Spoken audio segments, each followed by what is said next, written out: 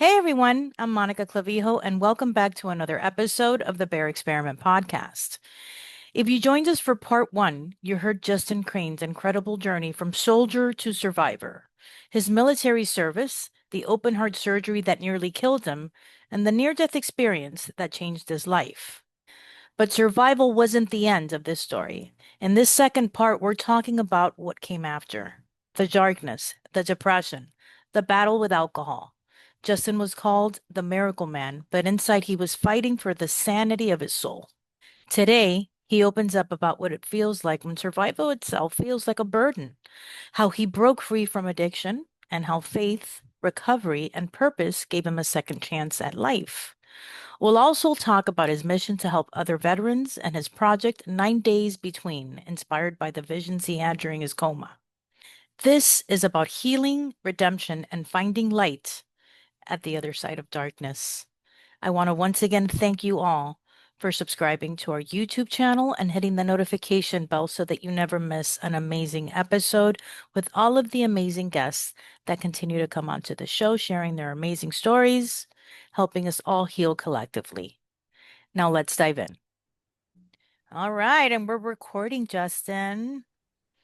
How you been? Welcome, It's been a minute. welcome back to the Bear Experiment. Thank you so Thank you. much for for Thanks for for having me. continue I appreciate it. continuing our two what is it a series our series, right? This is Right, right, right. It got emotional last time. I'll try to hold it together this time. part two. This is part two of our series where Justin Crane is sharing his life. So, we're gonna get a little bit into the darker side of life now. And the first one we talked about your military career and your horrible medical surgery with your aorta tearing, and your near death experience that followed that, and how that messed with your head a lot, right? With everything that you saw, answers that you still haven't, answers that you were still seeking based on everything that you experienced, but it did open up your faith even further, and showed you a purposeful way of living, and that you're here for a reason. Yet, with all of these emotions that you were sensing, where you knew that you were here for something bigger and better than what you were already doing, you fall into the addiction of alcoholism. So how does that happen? I mean, you have this horrible surgery, you almost die, you have a young son that needs you, you're angry, you're depressed. How do you make that decision where you pick up a bottle again and you start drinking vodka or whatever your choice of drink was at that point, knowing Yeah. that your health was so would have been so affected at that point?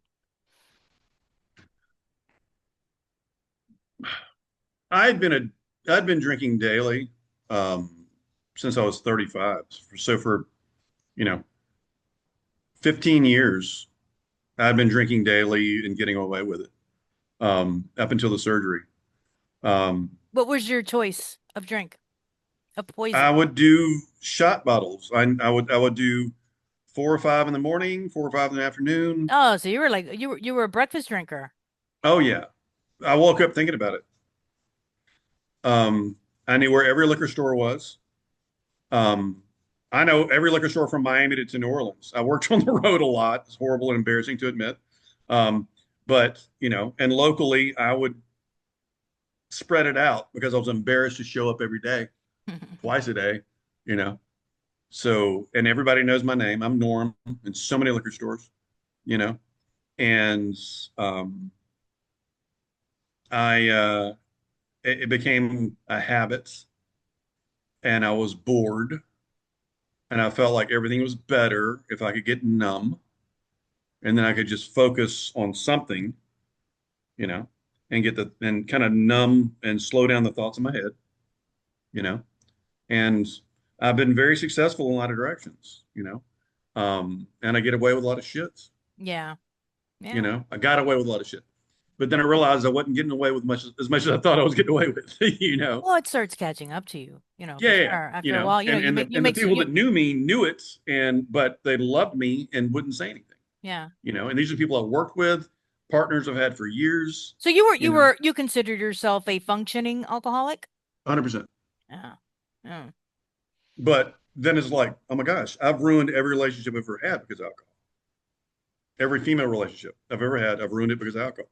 Now, Why, some of those, why, why, why do you feel that? I mean, I can understand why that would happen, but what was the reasoning behind it when they broke up with you? I'm breaking up with you because you're drinking too much. What was the reason? You're a dickhead when you drink. What happens to Justin when you drink? I'm an angry drunk. I get lazy. I blow off work. You know, I'm arrogant because I know I'll get to work because I've been self-employed for so long. And it all comes back. The phone rings, whatever, whatever. Um, but more than anything, it's just I'm aggressive and I'm mean. So and I attract aggressive, mean women. you know, um, and when they act a certain way, and we're both drinking, I've come to the point where I realize the man needs to be in charge. The man needs to manage it. The man needs to manage his own emotions and manage her emotions. you know, and Yeah. but I wasn't acting like a man when I was drinking. I wasn't acting like a man. You weren't You know, leading the way that you should be. was not leading the way. Rangers lead the way. You know, So when do you start spiraling into full-blown dependency then at that point when you start drinking again after your surgery? You've been drinking forever. Okay, you've been drinking since you're 30, but it's got to scare the shit out of you after the surgery to even pick up another drink again. When do you pick up that drink after your surgery? once I What was alone again, once I was single and alone again, and bored. so you're by yourself at this point where you Yeah, can very I easily always just drink alone. I've always done it alone, so you and can that's very what was easily there. just go to the liquor store, get a bottle, go back to your house and get ripped there at the house. Airplane bottles. Oh, you're getting the little ones. I get the little ones. That way I manage it. If I get a big bottle, I'm gonna kill it. Yeah. I get four little ones. Gets me through X amount of time. Get four more little ones. Gets me through X amount of time. That means multiple stops during the day to different places. So okay, so you are now drinking on your own. You're by yourself. Yep. How is your health? Is this how's your I'm in health the at this point? gym. I'm ripped. At the time, I'm working out daily. I'm ice plunging. I'm doing fucking 34-degree cold plunges, sauna, working out, rips. I'm 6'2". I was back to 198. You know, I'm convinced. I'm arrogant. I'm getting away with it. How am I not healthy? So how does this become your escape? Because I listen, I've struggled myself with wine, right? Not feeling right at a certain point in my life and Mm, out of boredom. So mm, I can relate to that. mm, I would go and buy a bottle of wine and drink the bottle of wine, and mm, nothing good comes out of that long term. mm, Absolutely. We all understand that. But what at so what happens now? You're drinking, you're by yourself. mm, You're post surgery. You're not at mm. 100%, even though you may think it because you're going. You're not all at 100% because if not, you wouldn't be No, buying the bottles of right, liquor and drinking them by yourself at your house. right. So what's going through your head now? As you're drunk by yourself in your apartment Or sitting in my car in the parking lot more than typically. I'm sitting in my car in my because of your parking lot. son. No, there was this weird thing. I just loved being in my car, the isolation, even with my son not being here. He's at school, whatever. I like this weird little isolated space where I'm listening to my podcast or my music. Typically, it's music. I love to sing. I'm a singer, and um, I just, for some reason, the isolation of being in my car was comforting. And then so I would kill my shot sitting in the car downstairs from my condo and spend an hour there. In your car, just Uh, drinking in your car, listening to music. yep. And on my phone, which was the worst thing I could ever do, pick up my phone when I'm drinking, because then I say stupid shit to a lot of people. I've been there, done that. I think I'm funny. Oh shit. I said that. Oh shit. Or I'm angry at you and oh my God, I'm not that angry. Oh shit. I take it back. Listen, I take it back. I didn't mean to call you a bitch. Oh my God. Sorry, mom. Oh God, listen, a lot more people than you think have been in that position and just a lot of people don't talk about it, right? Because there's a lot of shame Right. behind it It's Right. bullshit. We're all human. Everybody, listen, we all make mistakes. Everybody does stupid shit. We just got to Right. learn how to be a little less judgmental. That's all. So you're in your car, you're jamming to music, you're dropping back a few little ones. At what point are you saying to yourself, like, okay, I think I'm getting a little out of control again. Like maybe I need to talk to somebody. I need to get a little bit of help. Does something happen where you actually go and speak to somebody and get help? Well, once I started losing days, I'm Mm, like, shit. okay. Here I am again. I'm back here, you know? And then when I have multiple ex-girlfriends talking to me going, bro, you have to go away, you know? Just, you say you're going to get a pill and say you're going to talk to somebody. You've done this before. Bullshit. You Yeah. have to go away. And I Yeah. had multiple ex-girlfriends whom, I love as friends, whatever, say you have to go away, Yeah, period. you need to get my father was a political prisoner in Cuba for Wow. 9 years, as my uncle was, and the lifestyle also Caribbean lifestyle, like you're always drinking and everything, but that really messed with his head. He went in at 20, got out at 29, 30 years old. Uh, Ruined his life. He was married to his first wife at the time, the daughter of a senator. Like the future was bright. The future was bright and everything went Yeah. to shit after that, right? With in Right. Cuba. So he comes to this country and he was downing easily a bottle of vodka a day. Okay. And that Wow. fucker still got up every day and went to work the next day. How he did that, God bless him. Because and then he wasn't drinking like, babysitting the drink. No, no, no. He would serve himself vodka, give it a splash for color of orange juice, Right. and he would chug that shit like if in a little juice cup. He would chug it. He was just so Right. he would pass out. Now, Uh, I don't remember him ever being violent, physically violent with my mother, but he was very verbally abusive many, many times. Where as I got older, I would have to kind of like jump in and be like, "Hey, motherfucker, stop." Right? Don't talk like that to my mom. But I understand why he was drinking, right? God knows what he experienced when he was in prison for so many longs, a communist country, mhm. what he saw, what he went through. And he finally hit rock bottom when he fell in the bathroom and completely slashed his head open. And my mother, he was Mm. embarrassed to go to the hospital, right? Right. Right. No, no, Vicky, please fix it yourself. My mom got the little butterfly stitches and is trying to stitch his face together. And I'm just like, you got to take him to the hospital. Yeah. Like, Uh, no. So at that point, we take him to get treatment. We take him to a psychologist. mm. So that we can, oh, because he wants to kill himself. That's another thing. He calls me one time. I'm at work. I'm in a sales meeting. It's 9 o'clock in the morning. My phone rings, and I always answer the phone when it's my parents because they don't normally call me that early in the morning. Right. And I'm glad that I did because it was my father. He was by himself at the house that morning and he was having a complete breakdown where he was going to get his gun and shoot himself. And he was not drunk at the time. He was Mhm. just in a massive, massive depression. And all I told him was like, Dad, I love you. We all love you. You have two options here. Either I go to your house, I pick you up, and we go see someone that can help you together as a family for support, or you're going to go to the fucking hospital. Yep. So I'm going to let you make that decision. But I'm Right. glad that you called me because I know that you're not going to give us that level of pain, right? Right. If you Right. do that to yourself. Right. Long story short, we take him to see a specialist, a psychologist. Um, it was just me, him, and my mother. My brother didn't go with us, and the guy was a nut job. Like he really was. They say psychologists are crazy. I see it. I believe it. And Yep. Yep. Experienced it. he would take off his glasses and look at my dad straight in there. It's like, Juan Clavijo, usted, are you trying to commit suicide? Are you having suicidal tendencies? And my dad was like, no. And my mother screaming, yes, you are. Stop lying. Say the truth. Anyway, I'm there staring at at the doctor's business card so that I wouldn't start bawling in the middle of the freaking, Yeah. session. Anyway, we get out of there. They give my father medication for 2 weeks. all kinds of medication for anxiety, for depression. Like it was just like pills, pills, pills, pills, pills. And I'm sure you've been there.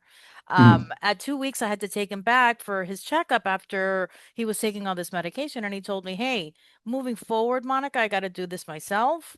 First of all, that motherfucker was crazier than me. Let's start there. Second, if I take all these pills, I'm in the same boat as drinking. So Right, right, I need to try to surpass this by myself. And let me right. tell you, Justin, that my father at 60 plus years old, never picked up another drink again ever in his life. And he lasted till he was 83, 84 years old. So Wow, if he can do it, you can wow, do it. You know, that's wow. that was the point of my story that I saw it with my father who was a very much an alpha male like you are and just went through some hard stuff, you know. But again, it all starts with your mind. It all starts with it's gotta start with you, right? It's like you lead a horse to water, but you Right, know, right, right? What's the saying? Teach a person to fish. right, right. So what's 100%. so then what's your game plan now? So you have this you have this epiphany then when you're in your car at one point where you say to yourself, okay, I'm blacking out. My girlfriends are, all of them are telling me, hey, you need to get help. It's not good. You're doing stupid things and you're realizing it. So at that point, then when do you make this decision to finally go get help? Are you dancing? So first of all, this little Are you dancing? knucklehead, Are you dancing in front of the camera? my little Coco, who just hates not having my attention, has What been is tearing. that? Is that a chihuahua? It's a Chihuahua. Oh my God, She's my emotional support pup. She goes everywhere with me. how So this was funny. I want a chihuahua. They're so cute. she's yappy, but man, she's so sweet, and she's all over me all the time. And she wouldn't stop. And I'm sorry I was distracted, but she's like, "Daddy, pay attention. Daddy, pay attention." Does But this she is does Coco. she looks like she's very anxious. Does she need an emotional support pet herself? She just needs Daddy's attention, and she hadn't had it in an hour. And I mean, What's that's what's her name? Coco. Coco. Coco. Hi, Coco. This is Coco. This is Coco. So I'll go check the mail and come back in, and she's running circles and doing backflips, going, "Oh my God, I thought you'd never come back." Aren't You know, dogs great? Dogs are the oh best my friends. They God, oh really my are. God. So she's been such a huge part of my recovery and my emotional support, and she's such a good girl. She's such a good Yeah. girl. Anyway, I'm sorry. I'm sorry for No, the it's okay. distraction. Carry Coco. Carry Coco. I saw She's a that baby. Baby, you go now. I got things. so There are other women in my life. I know you hit it. And she's so jealous. She's so jealous. Oh my God. Anyway, I'm sorry. So go back to the last question. at what point Mhm. okay, so everybody's telling you, your girlfriends are telling you that you need to get some kind of help, you're getting Yep. out of control, you know it yourself, right? When people start Yep. telling you, you already knew Yep. that. You Yep. already know. You're getting that confirmation. So Yep. then when do you make that decision and what do you do? Well, my son's about to go to college, and I've worked in the insurance restoration industry for a long time, and just so sick of it and sick of chasing money, and kind of had a realization that I just need to go do a job. But then I realized I can't drink every day and have a job, you know, and I'm like, well, shit. And then a good friend of mine who has Jen Wren has this nonprofit organization that supports disabled veterans that she's just starting. If she had started 6 months ago, she'd be funding my rent as I'm gone I got into you. what I'm going into. But she started talking about what she's doing, and I'm like, shit, I want to do that. And the only way I can do that is if I do this, you know. And my son got in trouble with some weed at school, you know, and I'm like, shit, well, I got to take care of that. So what example am I setting? Yeah. Right.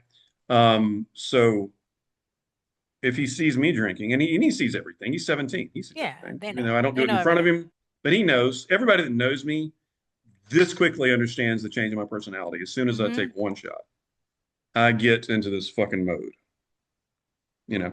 Sometimes it's good for certain things. I ain't gonna lie. As I used to say to myself, as I used to say to myself, sure, sure, Crane, sure. Good job, asshole. Anyway, so it was a combination of things. The influence of my son, under the realization that I'm fucking 52 years old, man, you know, and as much as I feel invincible, I'm not. You know, None of us this are, my is friends. this is poison. This is poison. I still feel like I've yet to see It literally is poison that we 100%, put into our bodies, and yet 100%, so many people do it. So many people 100%, do it. 100%. Yeah. You know, and trying to realize why the hell am I still here? Is it just to please women? I'm kidding. It's a joke.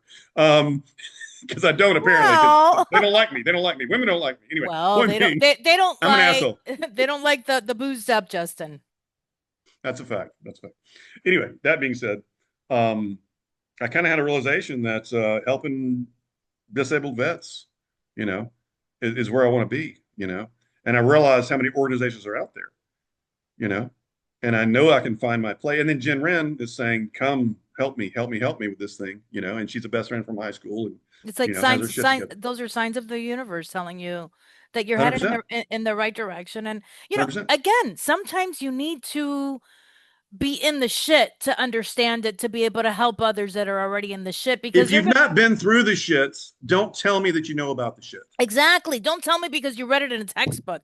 Tell me Right, because you were fucking stuck in a room for 6 months with depression, downing a right, bottle of alcohol a day, right. and you wanted to commit suicide. Now I'm listening to 100%, you because that's where I was at that point, right? 100%.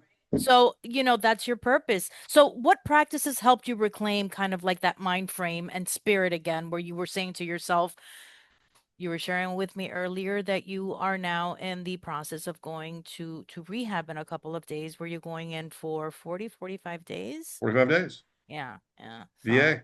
that's you awesome. know. But let me tell you this story about the VA. As much as I appreciate, they covered this my open heart surgery. I went to my local hospital, which is badass, Jupiter Medical Center. Jupiter Medical Center is sick. Again, I don't know if you know Jupiter, Florida, Yeah, yeah. but it's one of the most amazing places in the world. It's crazy. It's crazy. It's crazy expensive, but it's worth it. It's just beautiful and amazing. And this hospital is insane, world renowned, everything. Um, and like my surgeon told me that in 35 years, he's only seen five people live through the surgery I went through. He's never seen anyone bounce back the way I did. They call me the miracle man at that hospital, The Miracle Man. the miracle man. Um, I go in periodically and just walk up to the oh shoot, The front desk? What the? no, upstairs to wherever I was locked away for whatever. Mm-hmm. Anyway, what's that room called? Anyway, point being that area, whatever. I walk in and get hugs, hugs, hugs. I love it. It's beautiful. I bring donuts periodically. Anyway, regardless of that. So last weekend, it was when I finally, after everything, finally said, "Man, I had my son drop me off at the VA, and I walked in the emergency room and said, I need detox. I need you to lock me down." And they take me in. I'm sitting. Um, Doctor walks in, and we talk for like 20 minutes, and he goes, "We're kind of backed up. Um, you don't seem to be that bad. You know, I'm going to get you this pill that's going to help a lot. You know." So work on cutting back over the next few days, By and then we'll get you an yourself. appointment By yourself. by yourself, by yourself, by yourself. And then we're going to get you an appointment next week. Come back in to talk to a counselor, and then we'll see what we can do from there. And what's the pill that they gave you? Oh shoot! Can I Was it? give me a second to grab it? No, Or just I was don't, it I don't for remember was what it is. I don't remember what it is, for but it's just a pill anxiety? that. No. It's a pill that apparently, from what they said, that it diminishes the effect of the alcohol. Okay. Well, when I researched it, it's like, well, this is no good if you're drinking. It's like, and they told me, don't stop drinking. Don't stop drinking. Taper it Are off you kidding because you me? might have negative effects. Keep taking the heroin slowly, you know. That's insane. That's like some Charlie Sheen shit, man. It's like they Right, were giving right, him right, right, smaller doses of crack so that he wouldn't right, right, die. right. So that their answer was every day, just wing it back some. And that's how you get, to where you need to be. Then come back and talk to us, and then we can talk about therapy.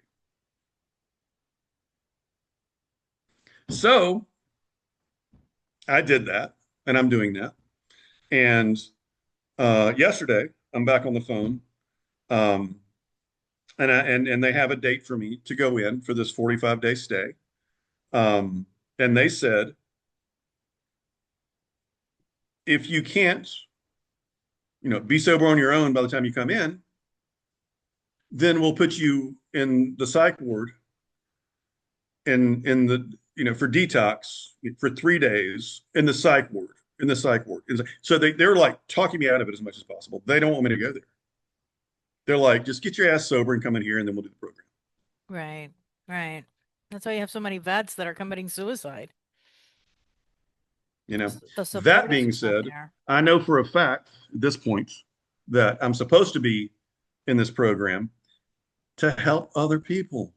I know I need the help, but I know for a fact I'll help more people in there than I'll get helped.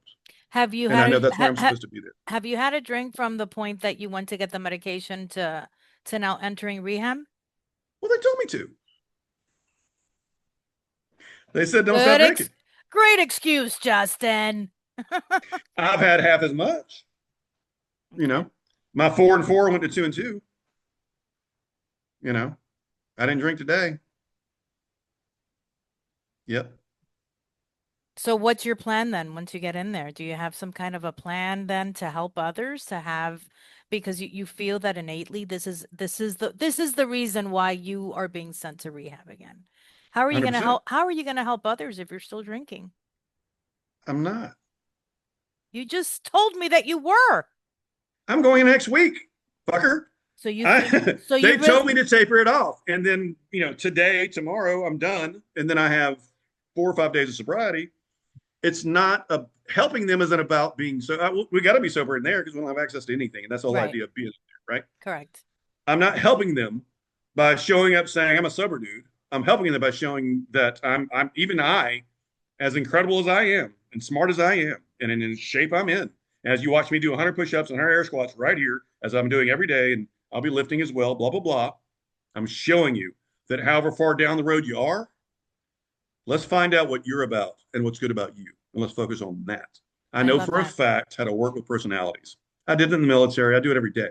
And in my job and running 100 temps, in the day and 50 at night, these temp laborers and these people I run into, you know, I help people everywhere I go. You know, I talk to them, I listen to them. I make them laugh. More than anything, I make them laugh. You're a funny That's my guy. favorite I thing to got to do. give you that. You got that funny gene going. That's my favorite thing. Yeah. And I know Well, if what someone what if I can make someone laugh, I know for a fact they're happy in that moment, if not the rest of the day. what better You know, way to communicate with people if not through laughter, right? you have to. And that's how I grew up, man. I was in 12 schools in 12 years, three in the third grade, and I was a white kid in a black school in Atlanta. I was getting my ass beat. I was cute. I was smart. I was in advanced classes. I was getting my ass beat if I didn't make them laugh until I learned how to fight. Made them laugh. They didn't beat my ass. Then I make them laugh and kick them in the balls. And it's like, all right, now who's fucking around? Yeah. We But, can't mess but with this guy still, anymore. He's waking up. Yeah. that's right. But again, everything I do and every relationship I have, I make them laugh. You got to make them laugh. That makes people happy. How did And that's what I'm going to do. I'm going to go in there and make light of everything and make these people enjoy the time. That's what I want to do. how do you feel that this time around, right? Like Mhm. I hear it in your voice. I sense the energy. I'm telling you, if my father can do it, you can do it, and I know that you will do it. How do you feel that your NDE influence will help you with your recovery path this time around when you go to rehab?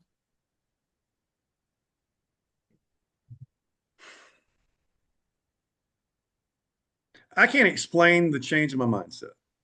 I don't know what the influence is.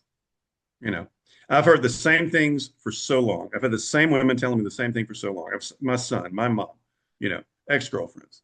I can't explain the change, this sudden Within change you that you feel within me. I can't explain it. It's just like when I first really believed in God. I don't know how it happened. All of a sudden, it was just there. just You happens. know, It it just just happens. happened. Yeah. Yeah, I can't explain it. I can't explain it. All I know is that if you focus on past mistakes and focus on what you hate about yourself, you're not going to grow. You're not Can't going to do change. that. Cannot Can't do do it. Can't do that. it.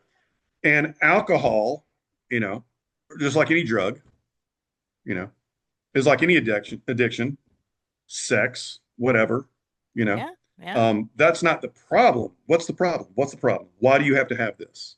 You know, Hmm. so you got to find the problem, you know. And I found that it was self hatred. Yeah, I it's don't know that. why. Guilt.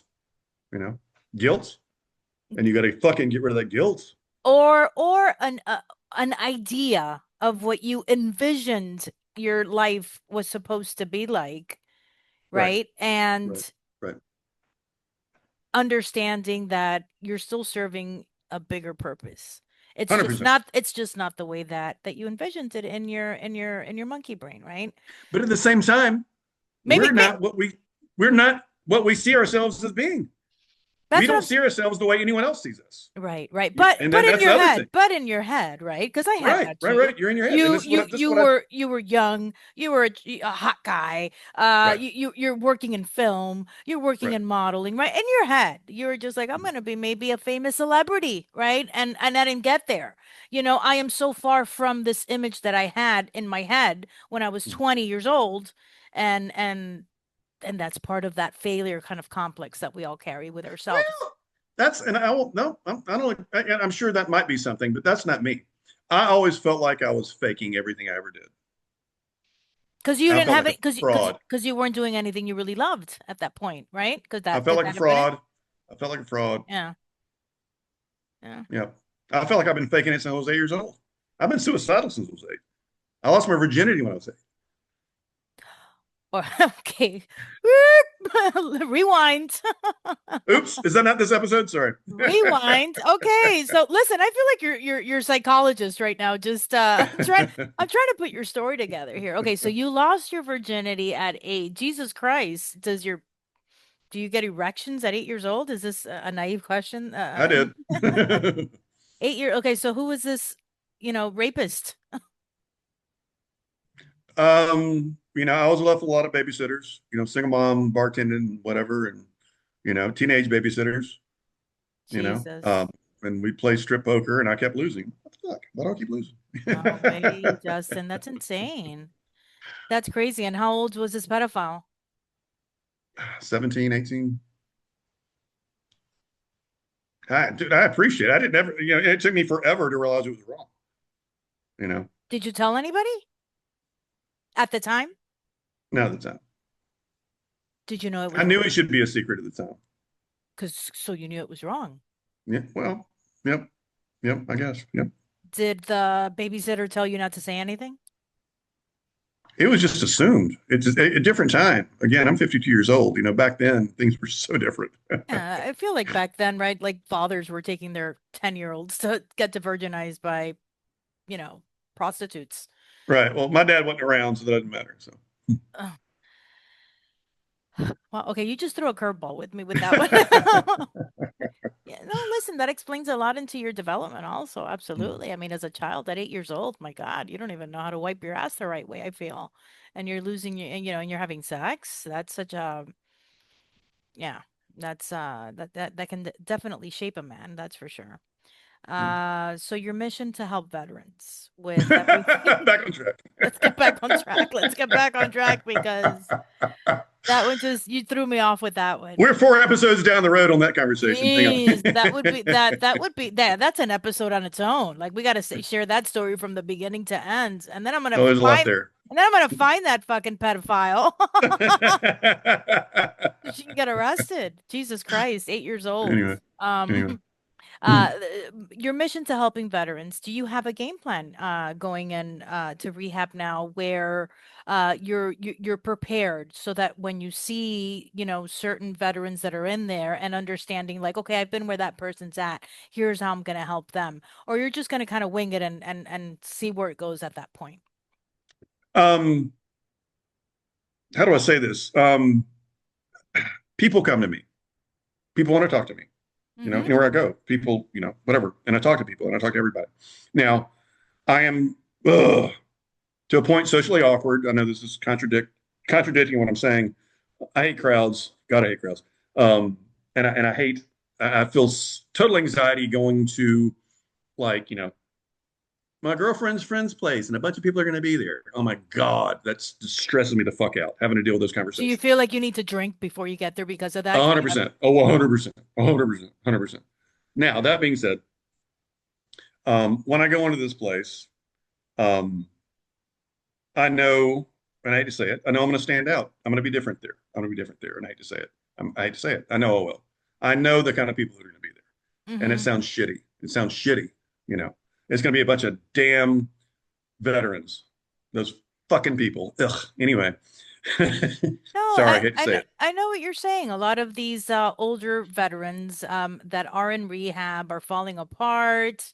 They don't look well. They don't take care of themselves. I know exactly where you're going with going with that, and I think you're absolutely right because there's a physical appearance um to that invitation also where it's kind of like, man, you look good and you're kind of fucked up just like I am, right? Like, what's going on? What are you doing differently than I am? You know what I'm doing Right, differently, that I'm not doing this anymore. That's what I'm right, doing right. Right. differently, and if Well, I can that's do it, you can do it and I too. look forward, and I know that's how the conversation is going to go. And then I get to say, you don't know how fucking torn up and nasty I am. You know, let's talk about you. You know, you know, and then I'm gonna make them laugh, Yeah. and they're gonna tell me 100 stories, and they're not gonna stop talking. And 9 times out of 10, they just want somebody to listen to all their stories and all their issues. I think, and validation, right? Like I Oh, think 100%. people in general, that's what we're all Right, seeking always. It's just a level of right, validation right, from peers, from friends, from right. parents, from children. Well, you Um, nailed it. You nailed it. And that's, I plan on being everybody's best friend, yeah. you know, And and that's going to give me so much, it's going to heal me so much just doing that, who's you know. Justin's best friend? I got a, and I'm surrounded by really good people. Got a couple of females, got a couple of males, you know. I don't socialize a lot. My friends are spread out across the state, across the nation, you know, but I do have a couple of girls and a couple of guys that I talk to regularly, you know, Gray, Jen, Ken, and Heath, if I have to name names, you Good. know, Good. my favorite people. And they're always there. They're always there. I don't reach out to them. They reach out to me. It's Yeah. like they know when I need to hear from them. It's crazy, It's like right? an energy pool, right? It And let is. me tell you, our buddy Grace, she really does have that. She does. She has this thing where it's like she always tells herself, "I'm such an empath," and she has a really good friend. I don't know if you heard of him, that he committed suicide. What's his name? God, I can't remember his name now. I met him one time. We went to the circle drum roll on the beach by her house. This was Gay probably like, dude? Gay no, dude? he wasn't gay. No, on the contrary, he was struggling because he broke up with a chick and then the chick started dating another guy and he Oh, fell into a depression. It's like, dude, you made the oh, choice wow. to break up with her. But Mm. the guy was Justin, when I tell you, like, so I went with Gray that time. I went to her apartment and we went to one of those drum beat, hippie things that they have on the beach. Yeah. And God, what was his name? I'm trying to Justin. It started with a J. I can't remember it now. There Uh, can only be one Justin. All right, slow down. that's right. That's right. That is right. What was his name? Now anyway, it'll come to me. But we went in his car. He picked us up in her apartment and we went to get water at the gas station and Greta got off and she went to get the water. She left me in the car with this guy and I was in the back seat. Oh my God, when I tell you that, like, the energy that, I mean, he just had on, like, music. We weren't really talking, but I was just like, where the fuck is Gray? Hurry up. There was just an energy about him, or it was dark. There was a Oof, dark, dark, dark energy about him. oof. Not like he was gonna hurt me, just Right. where it was just like depressing. You could sense the level of depression that man had. And he would always tell Gray, hey, I'm not feeling right. I'm mentally not right. I'm mentally not right. The guy had money. The guy had everything going for him. It's like, dude, snap out of it. Like, what's happening here? Well, one day he actually did it. So, Wow. yeah, people struggle in silence and sometimes they do reach out for help, but are we doing it too often where then it's kind of like they don't believe us anymore because, Crying oh, wolf. yeah, right. We had too many drinks, and oh my God, it's always the same bullshit with this person. When they drink, they want to commit suicide, and then one day we actually go through with it because that day you don't pick up the phone. And that's kind of what That's happened. not our responsibility at that point, I you know. agree, 100%. And I always tell You know, her that too. And sometimes you do need to distance yourself from certain people because 100%. you are not their therapist, you are not God, and you are Mm-mm. not meant to carry all that burden with you all the time. You have your own problems to struggle with and to worry about in your family. 100%. Yeah, so Well, and if you don't keep yourself healthy, you're no good to anybody else. Correct. It's like the airplane theory, right? Like with the mask coming on, like put it on yourself before you help everybody, put it on your children. 100%. Because if you 100%. pass out, you're worth nothing. Yep. And that's what I'm doing. Yeah. That's what I'm doing. So, Justin, final thoughts. Pain doesn't define you, purpose does, right? So, Right. what can you share a message of hope for anybody that's listening to this right now that understands your story from everything that we've talked about, that is feeling completely hopeless, where they are just like battling the demons in their own heads because it's all in your head. What advice, what message do you have for them to let them know that everything is okay, there's always help out there, and that they're never alone? Because that's the real purpose of the message here, is to let people know that they're never alone. What you see in the mirror is not the truth. You need to reach out to people that love you and have them tell you who you are. Yeah. If you're that dark and lonely and you feel like you're that kind of piece of shit, you need other opinions. What you see is not the truth. These are demons. It's not the truth. Mm-hmm. So find people that love you, talk to them, tell you how you feel, tell them how you feel about yourself, and be honest and hear what they have to say and believe them and see yourself differently every day and stop being a pussy. Yeah. Yeah. Own up to your shit, right? Fucking own it. You know, Own it. Own it. if anyone loves you, that means you're worth something. I agree. I And agree. when you reach out, as I've learned, huh, it's amazing how many people love you that you don't know love you. You know, Yeah. Yeah. It and opens that's your what you got to eyes. do. It opens your eyes to how special and how That's what you beautiful got to you do. are. And there's so many strangers that will love you. You know, and that's what I'm going to do when I go into rehab. I I'm found that that, stranger. I found that for myself as well when I was seeking answers and I was feeling really down about myself. I felt that strangers were helping me more than my family and friends were at that point. I was Well, able to I think, and I think there's a reason for that, right? So that third party perspective, you know, um, friends and family will tell you what they think you want to hear. right. Strangers will not most of the time, Or be judgmental at that point too, or right? be judgmental. Oh, 100%, 100%. So sometimes, again, it's like, well, that's why a therapist is critical, right? It's third party.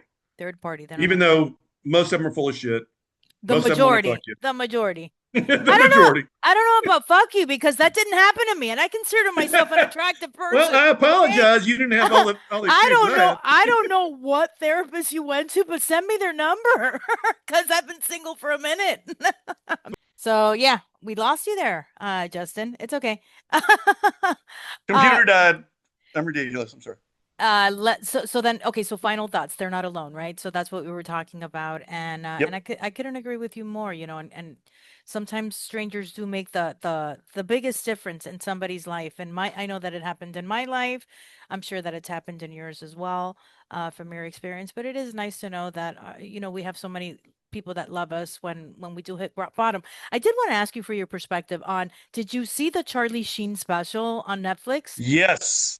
I just I love him. I love him. He's such a likable guy. I agree. I've just like I was glued to the TV on a Tuesday Yeah. night till like 2 o'clock in the morning because I couldn't stop watching both episodes.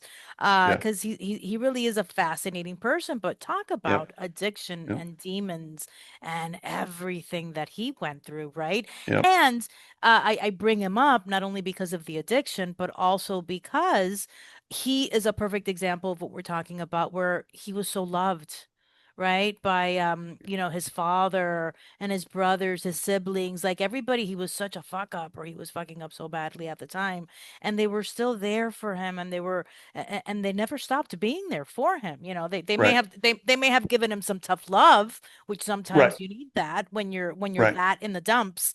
But that's a perfect example of family truly loving you no matter what, right? And really sticking to It's you. funny you should mention that. He's been on my mind as we've been talking. And then you got to watch the Joe Rogan podcast with him. I Oh my haven't God. seen it. I saw that because I've seen You got clips to and do it. I snippets of watched it. that Yeah. yesterday. Oh my Yeah, God. I have not seen it. Maybe I'll watch that tonight. Yeah. Yeah. Yeah. Good stuff. For sure. So, Justin, listen, thank you for sharing your story. Thank you so much for getting so vulnerable and speaking with me. And I know that podcast again helped me when I was going through some stuff. And I'm sure that anybody, I always feel that the person that is meant to listen to this podcast will, and it will find him, right? And they will listen to your message. And Mm. somebody that can relate to you and identify with everything that you're talking about and should want to speak with you, how do Mm. they contact you? You have my number. Have them text me. Yeah. So let's share your number. What's your number? Okay. Want to do that? Shit. Well, how about an email? Let's do an email better. Okay. Yeah. So Crane, uh-huh. CRANE underscore Justin, JUSTIN at yahoo.com. Perfect. Perfect. So if anybody would like to reach out, just to speak with him, a former veteran, somebody that's struggling with alcoholism, Anybody with anybody. struggling with anything. Yeah, with any, that's right. That's right. It's not just alcohol. It's Addiction is addiction. addictions. It could be porn, right? It could be you're right. It could be so many things, and Yep. addiction to pain medication, Mhm. yeah, Cubans, whatever, you know. there's no such thing. Impossible. Impossible. All right, That's a just whole nother episode. Listen, we got five more of these to do. it's been fun, buddy. It's been fun catching up. It's been fun Yes, hearing ma'am. your story. We laughed a lot. You got deep. You got deep. I love that about you. It just confirms everything that I want to continue to do as well, helping others through this level of communication and vulnerability from If people if if like you you want and to I. heal, you can't be afraid to be honest. Yeah. Period. That's right. Authenticity, honesty, and authenticity is your Yes, highest ma'am. power. It's your highest voice. Yes, ma'am. I agree. And you got this, buddy. All right. So I want to hear from you when you get out. I want to Of course. hear. I want to talk Let's to do a you. follow up when I get out. Let's do a part three. That's it. We're Yes, calling it ma'am. today. And it's going to be you getting out of rehab. We'll do it in about Yep. 2 months and we'll catch up there.